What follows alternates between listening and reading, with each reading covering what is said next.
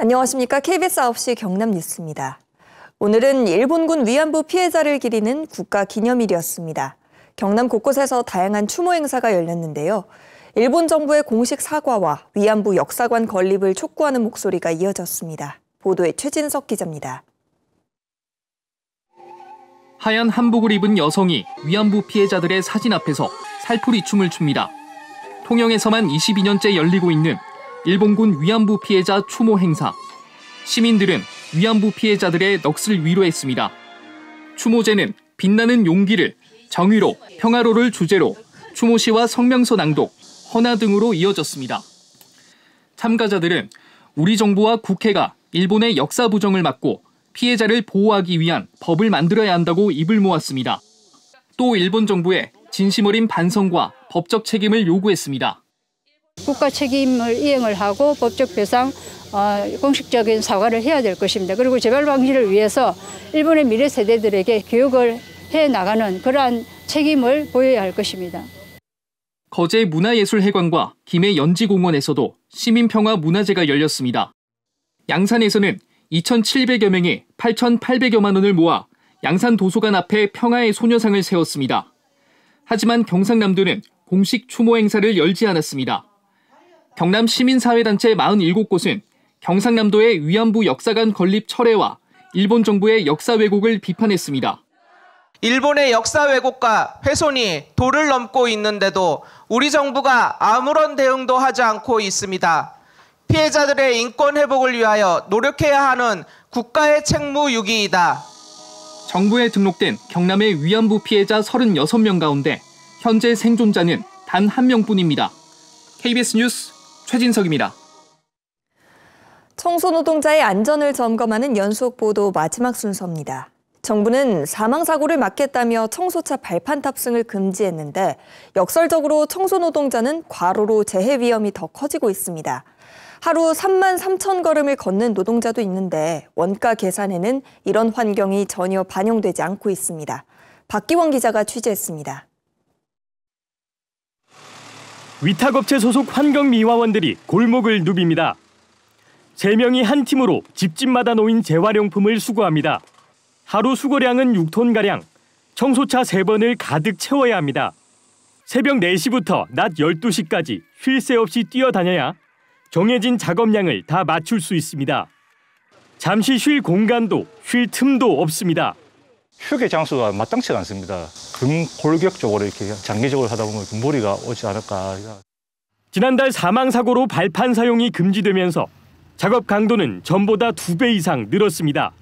하루 걸음수는 약 3만 3천 보, 20km에 이릅니다. 매일 하프 마라톤을 뛰는 수준입니다. 발판을 떼고 작업을 하다 보니까 많은 시간이 지체되고 사람들이 이제 시간이 길어지다 보니까 이제 피로도가 더 많이 중독되다 보니까 사고가 많이 나는 것 같습니다. 인력 충원이 절실하지만 대책은 없습니다. 청소차 발판은 곧 비용과 연결됩니다. 발판이 없을 경우 더 많은 청소차와 인력을 투입해야 하기 때문입니다. 위탁업체들은 자치단체의 원가 검토에 따라 인건비 등 용역 금액이 정해지는데 관행에 따라 불법 발판을 사용하던 작업량이 기준입니다. 발판 작업을 하는 걸 인정해가지고 노동 강도가 측정된 거고 앞으로는 그 작업을 이행하기가 힘들다고 해야죠. 또 작업량 계산 때 청소차 이동거리는 측정되지만 정작 노동자의 이동거리와 노동 강도에 대한 고려는 없습니다. 그럼 휴식시간과 작업시간을 나누면 이 노동자가 적정하게 일할 수 있는 그 작업 범위가 나와요. 원가가 실제 그런 것들이 반영이 안 됐거든요. 경남의 청소노동자 2,400여 명 가운데 74%는 위탁업체 소속. 고용노동부가 노동자 보호 대책 없이 발판 사용을 금지한 이후 청소노동자들의 과로사 위험은 더 커지고 있습니다. KBS 뉴스 박기원입니다. 진주시가 각종 기피시설이 있는 내동면 지역에 가축 분뇨 처리장을 조성하는 사실이 뒤늦게 알려졌습니다. 지역 주민들은 설명회 등 공론화 절차 없는 사실상 밀실 행정이라며 강하게 반발하고 있습니다. 보도에 이대환 기자입니다.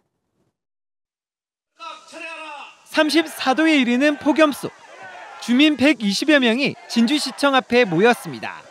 진주시가 추진하는 가축 분뇨 처리장 계획이 알려진 뒤 첫 대규모 항의 집회입니다. 주민들은 30년 가까이 쓰레기 매립장과 음식물 쓰레기 처리장 등 각종 기피시설로 피해를 받았다며 추가 시설을 용납할 수 없다는 입장입니다. 대지동부터 못하나 즉각 철회하라. 진주시가 이 사업을 본격 추진한 건 2년 전. 하루 처리 용량 110톤 규모로 지난해 9월 예산 457억 원을 확정하고 지난 6월 실시 설계까지 착수했습니다. 주민들은 이 과정에서 설명회 등 공론화 절차가 전혀 없었다며 강하게 반발합니다.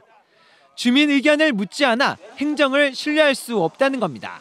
처리 시설을 만드는데 내동면 주민들에게 소통 한 번 없이 공청회 한 번 없이 음성적으로 은밀하게 추진되었다는 점은 정말 공분을 살 만하죠. 진주시는 국비 신청 시기 때문에 주민 동의 절차가 생략됐다고 해명합니다. 또 사업 착공인 내년 7월 전까지 최대한 주민들을 설득하겠다는 입장입니다. 가축 분뇨 처리 시설이 해모시설이다 보니까 주민들의 동의를 얻어야 되는데 그게 시기적으로 저희들 국비 신청을 하는 그 시기가 좀 촉박해서 아마 좀 누락이 되지 않았나. 하지만 가축 분뇨 처리장 예정지는 진주와 사천의 행정구역 경계여서 사천 주민들의 추가 반발도 예상됩니다. 또 모든 계획을 확정한 뒤 형식적인 주민 의견 수렴에 그칠 수 있다는 우려가 적지 않아 반발은 쉽게 가라앉지 않을 전망입니다. KBS 뉴스 이단입니다. 인천의 한 아파트에서 전기차에 불이 나 전국에서 전기차 공포가 확산하고 있습니다. 이에 부산시를 포함한 전국 자치단체가 전기차 충전율을 제한하는 등 각종 대책을 마련하고 있습니다. 이준석 기자가 보도합니다. 하얀 연기를 내뿜는 전기차. 큰 폭발과 함께 순식간에 불길에 휩싸입니다. 아파트 지하에 주차된 차 100여 대가 탔고 이재민만 800여 명이 발생했습니다. 부산에서 전기차 충전 시설을 갖춘 아파트는 1,500단지가 넘습니다. 특히 전체 충전기 수 2만여 기 중 85%가 지하에 설치돼 있습니다. 지하는 밀폐된 공간 탓에 화재 피해가 커질 수밖에 없고 소방차 진입이 어려워 화재 진압에 애를 먹습니다. 또 대부분 전기차 구역이 분산 배치돼 있는데 한 곳으로 모아야 한다는 지적도 나옵니다. 같은 공간 안에 전기 차량이 쭉 주차되어 있으면은 한 곳만 집중해서 관리 감독을 하면은 화재를 빠르게 인식하고 관할 소방서에 연락을 취할 수 있다. 전기차 화재 공포가 확산되자 부산시도 대책 마련에 나섰습니다. 우선 조례를 개정해 신축 아파트 건립 시 지상에 전기차 충전기를 설치하도록 권장한다는 방침입니다. 또 과충전을 막기 위해 화재 예방형 충전기 3,000여 기를 올해까지 아파트에 보급합니다.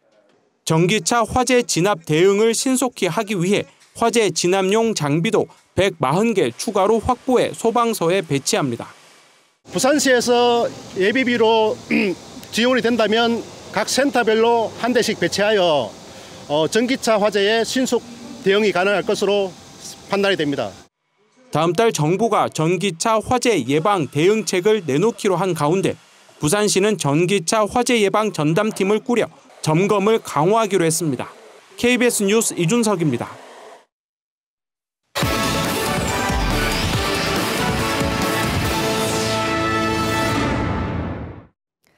더불어민주당 경남도당이 오늘 기자회견을 열고 김영석 독립기념관장의 임명 철회를 촉구했습니다. 민주당은 김영석 독립기념관장 임명 강행으로 광복절 기념식에 광복회가 불참하는 사태에 이르렀다며 민주당 경남도당도 공식 기념식에 불참한다고 밝혔습니다.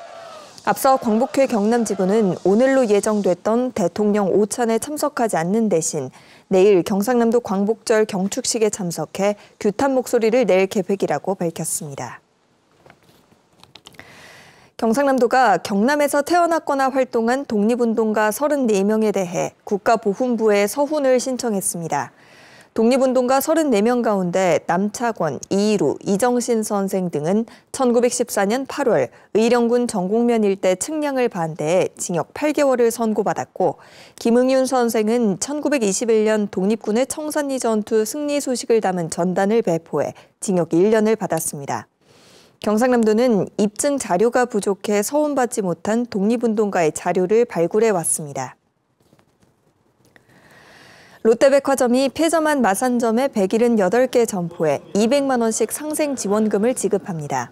국민권익위원회는 오늘 창원시청에서 롯데백화점과 입점 소상공인 대표, 창원시 등 관계기관이 참석한 가운데 고충 민원 현장 조정회의를 열어 이같이 합의했다고 밝혔습니다. 공사 시작 뒤 사업이 철회된 창원시 먹거리 통합지원센터와 관련해 문순규 창원시 의원이 경상남도의 특정 감사를 촉구했습니다. 문순규 시의원은 4년을 준비해 착공한 사업을 돌연 중단시켜 행정력과 사업비를 낭비했다며 적법성 여부를 밝혀야 한다고 주장했습니다. 경상남도의회가 오늘 절기상 말복을 맞아 진주시 장애인 종합복지관을 찾아 위문품을 전달하고 장애인과 보호자들을 만나 간담회를 연 뒤 봉사활동에 참가했습니다. 경남은행도 창원시와 진주시 봉사자들과 함께 진해 서부 노인종합복지관과 진주시 종합복지관에서 어르신 500여 명에게 삼계탕과 과일을 제공했습니다. 창원 명서시장 제2주차장 주민대책위가 오늘 기자회견을 열고 주차장 조성으로 고립된 두 가구에 대한 대책 마련을 요구했습니다. 대책위는 주차장 터에 포함됐던 6가구 가운데 2가구가 이유도 모른 채 제외됐고 그 결과 주차장 한가운데 집이 남겨지면서 땅 갈라짐과 균열의 재산 피해와 정신적 피해에 대한 대책을 촉구했습니다. 산청군이 올해 고향사랑 기부제 목표액인 2억 원을 조기 달성했습니다. 산청군은 현재 1,400여 명이 2억 100여만 원을 기부했다며 이는 지난해 같은 기간보다 2배 많다고 설명했습니다. 기부자 가운데는 진주시 거주자가 500여 명으로 가장 많았습니다. 지금까지 경남 소식이었습니다.